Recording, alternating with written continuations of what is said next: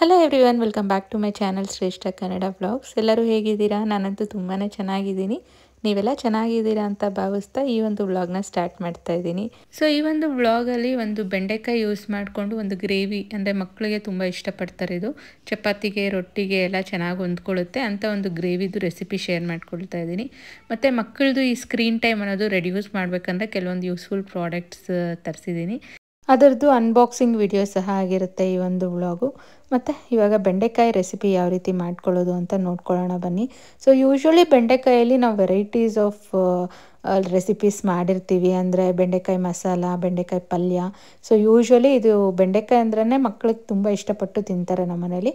But ಈ ಒಂದು ಬೆಂಡೆಕಾಯಿ ಕರಿ ಏನು ಮಾಡ್ತಾ ಇದ್ದೀನಲ್ಲ, ಇದು ಒಂದು ಗ್ರೇವಿ ಟೈಪ್ ಇರುತ್ತೆ. ಚಪಾತಿಗೆ ಮತ್ತು ರೋಟೀಸ್ಗೆ ಇಂಥದಕ್ಕೆಲ್ಲ ತುಂಬ ಚೆನ್ನಾಗಿರುತ್ತೆ. ಫುಲ್ಕಾಸ್ಗೆಲ್ಲ ರೆಸ್ಟೋರೆಂಟ್ ಸ್ಟೈಲ್ ರೆಸಿಪಿ ಅಂತಲೇ ಹೇಳ್ಬೋದು. ಸೊ ಯೂಶ್ವಲಿ ಬೆಂಡೆಕಾಯಿನ ಬೇರೆ ಮಸಾಲಾಗೆಲ್ಲ ಮೀಡಿಯಮ್ ಸೈಜಲ್ಲಿ ಕಟ್ ಮಾಡ್ಕೊಳ್ತೀವಿ, ಅಂದರೆ ಚಿಕ್ಕ ಚಿಕ್ಕದಾಗಿ. ಬಟ್ ಇದಕ್ಕೆ 1 ಇಂಚ್ ಸೈಜಲ್ಲಿ ಕಟ್ ಮಾಡ್ಕೋಬೇಕಾಗುತ್ತೆ. ಸ್ವಲ್ಪ ದೊಡ್ಡದಾಗೇ ಇರಬೇಕು, ಸೊ ದಟ್ ಅಂಟಿರಲ್ಲ ಜಾಸ್ತಿ ಹುರ್ಕೊಂಡಾಗ. ಇಲ್ಲಿ ನಾನು 2 ಈರುಳ್ಳಿ ಚಿಕ್ಕ ಚಿಕ್ಕದಾಗಿ ಕಟ್ ಮಾಡಿ ಇಟ್ಕೊಳ್ತಾ ಇದ್ದೀನಿ. ಸೊ 2 ಈರುಳ್ಳಿಗೆ ಒಂದು 2 ಟೊಮೆಟೊ, ಅಂದರೆ ಒಂದು ದೊಡ್ಡ ಟೊಮೆಟೊನ 2 ತೊಗೊಳ್ತಾ ಇದ್ದೀನಿ. ಮೀಡಿಯಮ್ ಸೈಜ್ ಟೊಮೆಟೊ ಅಂದರೆ ಒಂದು 3 ತೊಗೊಳ್ಳಿ. ಮತ್ತು ಈ ಹುಳಿ ಟೊಮೆಟೊ ಇದ್ದರೆ ಒಂದೇ ಒಂದು ಸಾಕು, ತುಂಬ ಹುಳಿ ಇದ್ರೂ ಚೆನ್ನಾಗಿರಲ್ಲ. ಆದಷ್ಟು ಈ Bangalore tomato or farm tomato ಅಂತಾರಲ್ಲ, ಅದು ಈ ಒಂದು ಗ್ರೇವಿಗೆ ತುಂಬ ಚೆನ್ನಾಗಿರುತ್ತೆ. ಸೊ ನೋಡಿ, ಈ ಥರ 1 ಇಂಚು ಬೆಂಡೆಕಾಯಿನ ಫುಲ್ ಒಂದು ಅಂಟು ಹೋಗೋ ಥರ ಹುರ್ಕೋಬೇಕು. ಒಂಚೂರು ಎಣ್ಣೆ ಹಾಕಿ ಸೈಡ್ಗೆ ಎತ್ತಿಟ್ಕೊಂಡಿದ್ದೀನಿ. ಇವಾಗ ಅದೇ ಬಾಣಲೆಗೆ ಒಂಚೂರು ಎಣ್ಣೆ ಹಾಕಿ 2 ಈರುಳ್ಳಿನ ಬಾಡಿಸ್ಕೊಳ್ತಾ ಇದ್ದೀನಿ. ಸೊ ಈ ಒಂದು ಈರುಳ್ಳಿ ಸ್ವಲ್ಪ ಹಸಿ ಸ್ಮೆಲ್ ಹೋದಾಗ 1 ಗಡ್ಡೆ ಆಗೋಷ್ಟು ಬೆಳ್ಳುಳ್ಳಿ ಮತ್ತು 1 ಇಂಚ್ ಆಗೋಷ್ಟು ಶುಂಠಿ.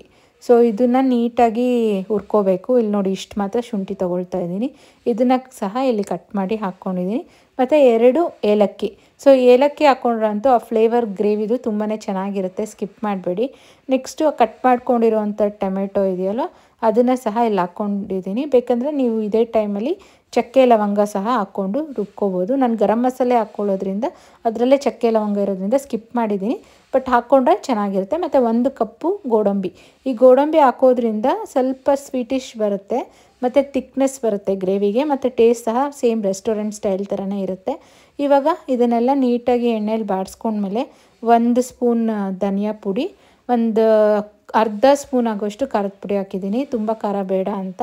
Next garam masala 1/4 spoon. ಇಷ್ಟು ಹಾಕಿ ನೀಟಾಗಿ ಒಂದು ಸ್ವಲ್ಪ ಹಾರಿದ್ಮೇಲೆ ನುಣ್ಣಗೆ ರುಬ್ಕೋಬೇಕಾಗುತ್ತೆ. ಸೊ ಇವಾಗ ಅದೇ ಬಾಣಲೆಗೆ ಒಂಚೂರು ಎಣ್ಣೆ ಹಾಕಿ ಚಕ್ಕೆ ಲವಂಗ ಇವಾಗ ನಾನು ಹಾಕ್ಕೊಂಡಿದ್ದೀನಿ. ಹಾಕ್ಕೊಂಡು ಈ ಒಂದು ಗ್ರೇವಿನ ಎಣ್ಣೆ ಬಿಡೋವರೆಗೂ ನೀಟಾಗಿ ಹುರ್ಕೋಬೇಕಾಗುತ್ತೆ. ಇವಾಗ ಮಿಕ್ಸಿಯಲ್ಲಿ ಏನರಲ್ಲಿ ರುಬ್ಕೊಂಡಿದ್ದೀವಲ್ಲ, ಅದನ್ನು ತೊಳೆದಿರೋ ನೀರಲ್ಲೇ ನೀವು ಈ ಗ್ರೇವಿಗೆ ಹಾಕ್ಕೋಬೋದು. ರುಚಿಗೆ ತಕ್ಕಷ್ಟು ಉಪ್ಪು ಹಾಕಿದ್ದೀನಿ. ಬೇಕಾದರೆ ಒಂದು ಅರ್ಧ ಚಮಚ ಸಕ್ಕರೆ ಹಾಕ್ಕೋಬೋದು, ಒಂದು ವೇಳೆ ಹುಳಿ ಟೊಮೆಟೊ ಯೂಸ್ ಮಾಡಿದಾಗ. ಸೊ ಇವಾಗ ನಿಮಗೆ ಗ್ರೇವಿ ಎಷ್ಟು ತಿಕ್ನೆಸ್ ಬೇಕೋ ಅದನ್ನು ನೋಡಿಕೊಂಡು ನೀರು ಹಾಕ್ಕೊಳ್ಳಿ. ನಾನು ಒಂದು ಮೀಡಿಯಮ್ ಆಗಿ ಮಾಡ್ಕೊಳ್ತಾ ಇದ್ದೀನಿ, ಅಂದರೆ ಅನ್ನಕ್ಕೂ ಆಗಬೇಕು, ನೆಕ್ಸ್ಟ್ ಚಪಾತಿಗೂ ಆಗಬೇಕು, ಆ ಥರ. ಇವಾಗ ಹುರ್ಕೊಂಡಿರೋವಂಥ ಬೆಂಡೆಕಾಯಿ ಏನಿದೆಯಲ್ಲ, ಅದನ್ನು ಈ ಒಂದು ಗ್ರೇವಿಗೆ ಹಾಕ್ಕೊಂಡು ಒಂದು ಕುದಿ ಬಂದರೆ ಈ ಒಂದು ಗ್ರೇವಿ ರೆಡಿ ಆಗುತ್ತೆ. ತುಂಬಾ ರುಚಿಯಾಗಿರುತ್ತೆ. ಒಂದ್ಸಲ ನೀವು ಟ್ರೈ ಮಾಡಿ ಯಾವ ರೀತಿ ಬಂತು ಅಂತ ನನಗೆ ಕಮೆಂಟ್ಸಲ್ಲಿ ತಿಳಿಸಿ. ಸೊ ಇವಾಗ ಅದು ಕಾಂಬಿನೇಷನ್ ಆಗಿ ಚಪಾತಿ ಮಾಡ್ಕೊಳ್ತಾ ಇದ್ದೀನಿ. ಸೊ ನನ್ನ ಪ್ರೀವಿಯಸ್ ವ್ಲಾಗ್, ಅಂದರೆ ತುಳಸಿ ಪೂಜಾ ವ್ಲಾಗ್ದು ಅದು ವಿಡಿಯೋ ನೋಡಿದವರು ಈ ಒಂದು ನನ್ನ ಮಕ್ಕಳು ಅದು ಗಂಧದ್ದು ಎಕ್ಸ್ಟ್ರಾಕ್ಟ್ ಮಾಡ್ತಾ ಇದ್ದಾರೆ. ಅದು ಒಂದು ಸ್ಟೋನ್ಗೆ ಆ ಗಂಧದ ಕಡ್ಡಿನ ಉಜ್ಜಿ ಅದು ಏನು ಗಂಧ ತೆಗಿತೀವಲ್ವ, ಅದನ್ನ ಎಲ್ಲಿ ತೊಗೊಂಡ್ರಿ ಅಂತ ಕೆಲವೊಬ್ಬರು ಕ್ವೆರೀಸ್ ಕೇಳಿದ್ದೀರಾ. ಅದು ನಾನು ಮೀಶೋಲ್ಲೇ ಪರ್ಚೇಸ್ ಮಾಡಿದ್ದು. ಅಮೆಝಾನು ಎಲ್ಲದರಲ್ಲೂ ಸಿಗುತ್ತೆ, ಆನ್ಲೈನ್ ವೆಬ್ಸೈಟ್ಸಲ್ಲಿ. ನಾನು ತೊಗೊಂಡಿದ್ದು ಮೀಶೋಲ್ಲಿ. ಬೇಕಾದರೆ ನಿಮಗೆ ಲಿಂಕ್ ನಾನು ಆ್ಯಡ್ ಮಾಡಿರ್ತೀನಿ, ಯಾರಿಗೆ ಇಂಟ್ರೆಸ್ಟ್ ಇದೆಯೋ ನೀವು ಹೋಗಿ ಪರ್ಚೇಸ್ ಮಾಡ್ಬೋದು. ಮತ್ತು ನೀವು ಅರಿಶಿನ ಇಂಥದನ್ನೆಲ್ಲ ಎಕ್ಸ್ಟ್ರಾಕ್ಟ್ ಮಾಡೋದಕ್ಕೂ ಆ ಕಲ್ಲನ್ನ ಯೂಸ್ ಮಾಡ್ಬೋದು. ಸೊ ಕ್ವಾಲಿಟಿ ಬಗ್ಗೆ ಹೇಳಿದ್ರೆ ಅಂತೂ ಸಖತ್ ಸ್ಟ್ರಾಂಗ್ ಇದೆ ಆ ಒಂದು ಕಲ್ಲು. ಸೊ ಬೇಗನೆ ನೀವು ಎಕ್ಸ್ಟ್ರಾಕ್ಟ್ ಮಾಡ್ಬೋದು. ಸೊ ತುಂಬ ಯೂಸ್ಫುಲ್ ಪ್ರಾಡಕ್ಟ್ ಅಂತಲೇ ಹೇಳ್ಬೋದು. ಸೊ ಡಿಸ್ಕ್ರಿಪ್ಷನಲ್ಲಿ ಆ್ಯಡ್ ಮಾಡಿರ್ತೀನಿ, ನಿಮ್ಗೆ ಬೇಕಾದರೆ ನೀವು ಹೋಗಿ ಪರ್ಚೇಸ್ ಮಾಡಿ. ಸೊ ಯೂಶ್ವಲಿ ನಮ್ಮ ಮನೇಲಿ ಮುದ್ದೆ, ಅಂದರೆ ರಾಗಿ ಮುದ್ದೆ ಆಗಲಿ ಚಪಾತಿ ಆಗಲಿ, ಇದು ನೈಟ್ ಟೈಮ್ ನಾನು ಜಾಸ್ತಿ ಪ್ರಿಪೇರ್ ಮಾಡ್ತೀನಿ. ಬ್ರೇಕ್ಫಾಸ್ಟ್ಗೆಲ್ಲ ಕಡಿಮೆನೇ. ಬ್ರೇಕ್ಫಾಸ್ಟ್ಗೆ ಏನಾದರೂ ತಿಂಡಿಗಳು, ಇಡ್ಲಿ, ದೋಸೆ, ಈ ಥರ ರೈಸ್ ಐಟಮ್ಸ್, ಪುಲಾವ್ ಈ ಥರದ್ದೇ ಜಾಸ್ತಿ ಪ್ರಿಪೇರ್ ಮಾಡ್ತಾಯಿದ್ದೆ. ಬಟ್ ಮಕ್ಕಳು ಯಾಕೋ ಚಪಾತಿ ತಿನ್ನಬೇಕು, ನನಗೆ ಚಪಾತಿನೇ ಮಾಡಿಕೊಡು ಅನ್ನೋದಕ್ಕೆ ಇವತ್ತು ಬ್ರೇಕ್ಫಾಸ್ಟ್ಗೆ ನಾನು ಚಪಾತಿ ಮತ್ತು ಈ ಒಂದು ಗ್ರೇವಿನ ಪ್ರಿಪೇರ್ ಮಾಡಿದೆ. ಸೊ ದಟ್ ಈ ಥರ ಒಂದು ಗ್ರೇವಿ ಮಾಡಿಬಿಟ್ರೆ ಏನಂದರೆ ಮಧ್ಯಾಹ್ನಕ್ಕೂ ನನಗೆ ಅದೇ ಕರಿ ಆಗುತ್ತೆ. ಅದಕ್ಕೆ ಒಂಚೂರು ರೈಸ್ ಮಾಡ್ಕೋಬೋದು ಮತ್ತು ಬೆಳಗ್ಗೆದು ಆಗುತ್ತೆ. ನೈಟ್ ಟೈಮ್ ಏನಾದರೂ ಮುದ್ದೆ ಮಾಡ್ಕೊಳ್ಳೋಣ ಅಂತ ಇವತ್ತು ಈ ಥರ ಪ್ರಿಪೇರ್ ಮಾಡಿದ್ದೀನಿ. ಸೊ ಇದಾಗಿತ್ತು ನಮ್ಮ ಒಂದು ಬ್ರೇಕ್ಫಾಸ್ಟ್ ಮೆನ್ಯೂ. ಚಪಾತಿ, ಬೆಂಡೆಕಾಯಿ ಕರಿ ಮತ್ತು ಸ್ವಲ್ಪ ವಾಟರ್ ಮೆಲೂನೆಲ್ಲ ಕಟ್ ಮಾಡಿ ಮಕ್ಕಳಿಗೆ ಬಾಕ್ಸಸ್ ಎಲ್ಲ ಪ್ರಿಪೇರ್ ಮಾಡಿ ಕಳಿಸ್ದೆ. ಸೊ ಯೂಶ್ವಲಿ ಬೆಳಗಿಂದು ಈ ಒಂದು ಟಾಸ್ಕ್ ಇರುತ್ತಲ್ಲ, ಬಾಕ್ಸಸ್ ಎಲ್ಲ ರೆಡಿ ಮಾಡಿ ಕಳಿಸೋದು, ಅದು ಮಾಡಿ ಕಳಿಸ್ಬಿಟ್ರೆ ಅಂತೂ ನಂಗೆ ಒಂಥರ ದೊಡ್ಡ ಟಾಸ್ಕ್ ಮುಗ್ದಂಗೆ. ಆಮೇಲೆ ನೆಮ್ಮದಿಯಾಗಿ ಪೂಜೆ ಇಂಥದ್ದನ್ನೆಲ್ಲ ಇಟ್ಕೊಳ್ತೀನಿ. ಕೆಲವೊಂದು ಸಲ ಏನಾಗುತ್ತೆ ಅಂದರೆ ಅರ್ಲಿ ಮಾರ್ನಿಂಗ್ ಪೂಜೆ ಮಾಡಿ ಆಮೇಲೆ ಮಕ್ಕಳ ಬಾಕ್ಸಸ್ ಎಲ್ಲ ಪ್ರಿಪೇರ್ ಮಾಡ್ತೀನಿ. ಬಟ್ ಇವತ್ತು ಮಕ್ಕಳಿಗೆಲ್ಲ ಫಸ್ಟು ರೆಡಿ ಮಾಡಿ ಸ್ಕೂಲಿಗೆ ಕಳಿಸಿದ್ಮೇಲೆ ನೆಕ್ಸ್ಟು ನಾನು ಪೂಜೆ ಎಲ್ಲ ಮಾಡ್ಕೊಳ್ತಾ ಇದ್ದೀನಿ. ಸೊ ತುಂಬ ಜನ ಈ ಹೊಸ್ತಿಲ ಮೇಲೆ ಹಾಕುವಂಥ ಈ ರಂಗೋಲಿ ಪೇಸ್ಟ್ ಬಗ್ಗೆ ನನಗೆ ಕಮೆಂಟ್ಸಲ್ಲಿ ಕೇಳ್ತಾನೆ ಇದ್ದೀರಾ. ಆ್ಯಕ್ಚುಲಿ ಒಂದು ವ್ಲಾಗಲ್ಲಿ ನಾನು ತೋರಿಸಿದ್ದೀನಿ. ಸೊ ಇದು ಯಾವ ರೀತಿ ಈ ಥರ ಪೇಸ್ಟ್ ಮಾಡ್ಕೊಳ್ಳೋದು ಅಂತ. ಸೊ ಇದಕ್ಕೆ ಅಂತ ಸಪ್ರೇಟಾಗಿ ರಂಗೋಲಿ ಪುಡಿ ಸಿಗುತ್ತೆ, ಶುದ್ಧೆ ಮಣ್ಣು ಅಂತ ಕರೀತಾರೆ ಅದನ್ನು. ಸೊ ಅದನ್ನು ನೀವು ವಾಟ್ರಲ್ಲಿ ಮಿಕ್ಸ್ ಮಾಡಿಕೊಂಡು ಒಂದು ಕಾಟನ್ ಕ್ಲಾತ್ ತೊಗೊಂಡು ರಂಗೋಲಿ ಬಿಡಬೇಕಾಗುತ್ತೆ. ಸೊ ಅದು ಯಾವ ರೀತಿ ಬಿಡೋದು ಮತ್ತು ಯಾವ ರೀತಿ ಒಂದು ಪೇಸ್ಟ್ನ ಮಾಡ್ಕೊಳ್ಳೋದು ಅನ್ನೋದು ಕಂಪ್ಲೀಟ್ ಡೀಟೇಲ್ಸ್ ಒಂದು ವ್ಲಾಗಲ್ಲಿ ಶೇರ್ ಮಾಡಿದ್ದೀನಿ. ಸೊ ಹಂಗೂ ಬೇಕಾದರೆ ನೀವು ನನಗೆ ಕಮೆಂಟ್ಸಲ್ಲಿ ತಿಳಿಸ್ಕೊಡಿ, ಇನ್ನೊಂದು ಸಲ ಆ್ಯಡ್ ಮಾಡ್ತೀನಿ ನೆಕ್ಸ್ಟು ಯಾವಾಗಾದರೂ ವ್ಲಾಗಲ್ಲಿ. ಸೊ ಇವಾಗ ಮನೆ ಕೆಲಸ ಎಲ್ಲ ಮುಗ್ದಿದೆ. ನಾನಿನ್ನು ಸ್ವಲ್ಪ ಟೈಮ್ ಅನ್ನೋದು ನನಗೆ ಸಿಗೋದು ಇವಾಗೆ. ನೆಮ್ಮದಿಯಾಗಿ ಕೂತ್ಕೊಂಡು ಇವಾಗ ಬ್ರೇಕ್ಫಾಸ್ಟ್ ಎಲ್ಲ ಮುಗಿಸಿ ನೆಕ್ಸ್ಟು ನಂದು ಆಫೀಸ್ ಕೆಲಸಕ್ಕೆ ಲಾಗಿನ್ ಆಗ್ತೀನಿ. ಸೊ ಯೂಶ್ವಲಿ ಬೆಳಗ್ಗೆನೇ ನಾನೊಂದು ಕರಿ ಮಾಡಿಟ್ಬಿಡ್ತೀನಿ, ಮಧ್ಯಾಹ್ನಕ್ಕೆ ರೈಸ್ ಮಾಡ್ಕೊಳ್ತೀನಿ. ಏಕೆಂದರೆ ಟೈಮ್ ಅಷ್ಟೇ ಇರುತ್ತೆ, ಒಂದು ಸ್ವಲ್ಪ ರೈಸ್ ಬಿಸಿ ಬಿಸಿ ಮಾಡ್ಕೊಳ್ಳೋಷ್ಟು. ಸೊ ಮಧ್ಯಾಹ್ನ ಎಲ್ಲ ಸಾರು ಎಲ್ಲ ಮಾಡ್ಕೊಳ್ಳೋಷ್ಟು ಟೈಮ್ ಇರೋಲ್ಲ ವರ್ಕಿಂಗ್ ಡೇಸಲ್ಲಿ. ಅದಕ್ಕೆ ಬೆಳಗ್ಗೆನೇ ಸಾಂಬಾರು ಮಾಡ್ತಾಯಿದ್ದೆ.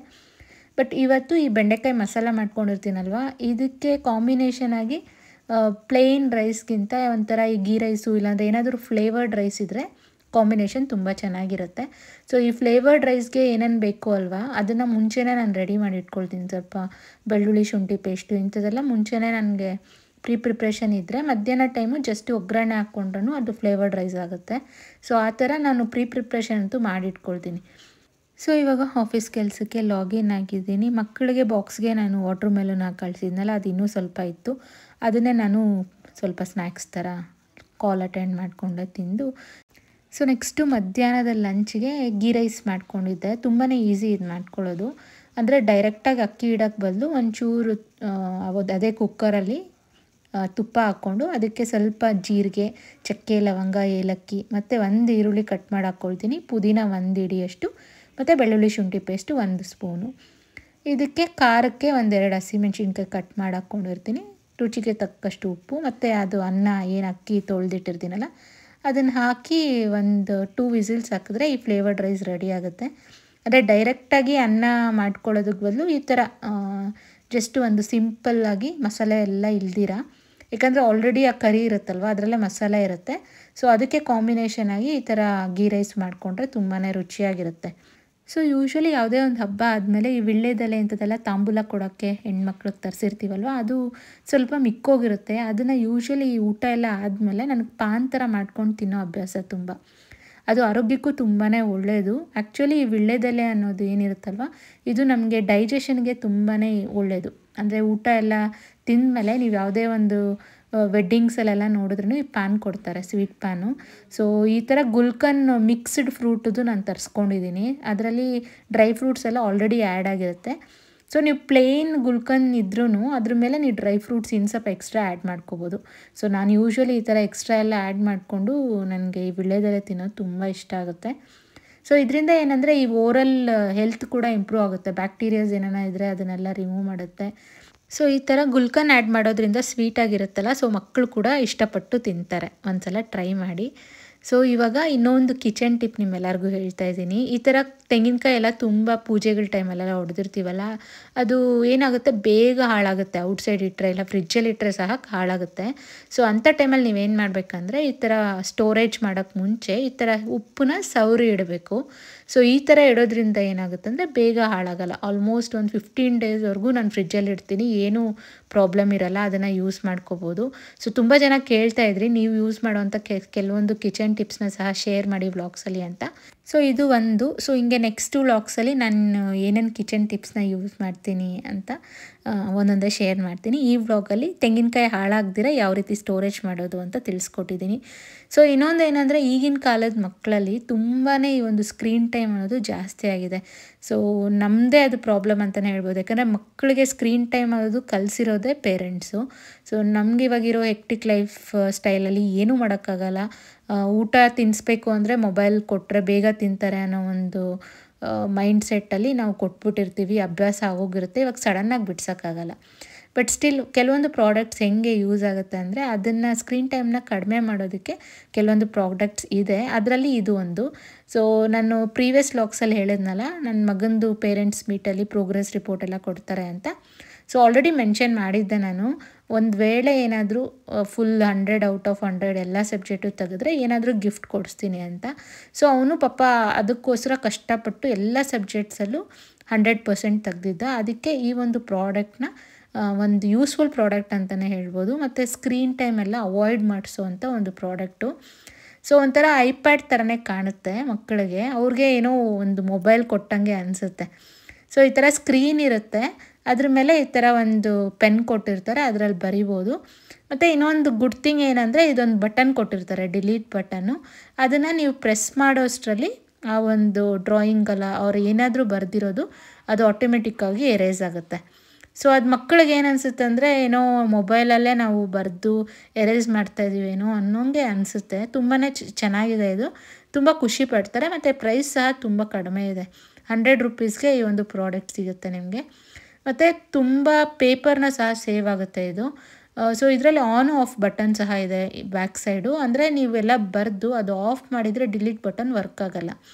ಅದೇ ನೀವೇನಾದರೂ ಅದನ್ನು ಆನ್ ಮಾಡಿದ್ರೆ ಅಷ್ಟೇ ಆ ಡಿಲೀಟ್ ಬಟನ್ ವರ್ಕ್ ಆಗುತ್ತೆ. ಸೊ ಈ ಥರ ಮೆಕ್ಯಾನಿಸಮಲ್ಲಿ ಮಾಡಿದ್ದಾರೆ, ತುಂಬಾ ಚೆನ್ನಾಗಿದೆ. ಸೊ ನಿಮ್ಮಲ್ಲಿ ಯಾರಿಗಾದರೂ ಈ ಒಂದು ಪ್ರಾಡಕ್ಟ್ದು ಲಿಂಕ್ ಬೇಕಾದರೆ ನಾನು ಡಿಸ್ಕ್ರಿಪ್ಷನಲ್ಲಿ ಆ್ಯಡ್ ಮಾಡಿದ್ದೀನಿ. ಅಂದರೆ ಚಿಕ್ಕ ಮಕ್ಕಳಿರೋರಿಗೆ ಇದು ಯೂಸ್ಫುಲ್ ಪ್ರಾಡಕ್ಟ್ ಅಂತಲೇ ಹೇಳ್ತೀನಿ.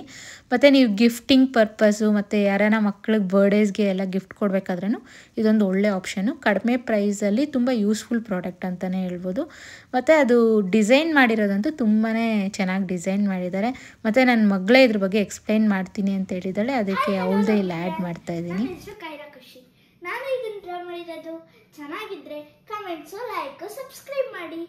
ಈಗ ಇದು ಹೆಂಗೆ ಡ್ರಾ ಮಾಡೋದು ಅಂತ ನಾನು ತೋರಿಸ್ತೀನಿ. ಈಗ ಇದನ್ನು ಒತ್ತಿದ್ರೆ ಫುಲ್ ಎರೇಸ್ ಆಗೋಯ್ತು. ನೆಕ್ಸ್ಟ್ ಲವ್ಲಿ ಗ್ಯಾಂಗ್, ಇದೆಲ್ಲ ಟ್ಯಾಬ್, ಟ್ಯಾಬ್ ಅಂತ ಇಂಗ್ಲೀಷಲ್ಲಿ ಕರಿತೀರಿ.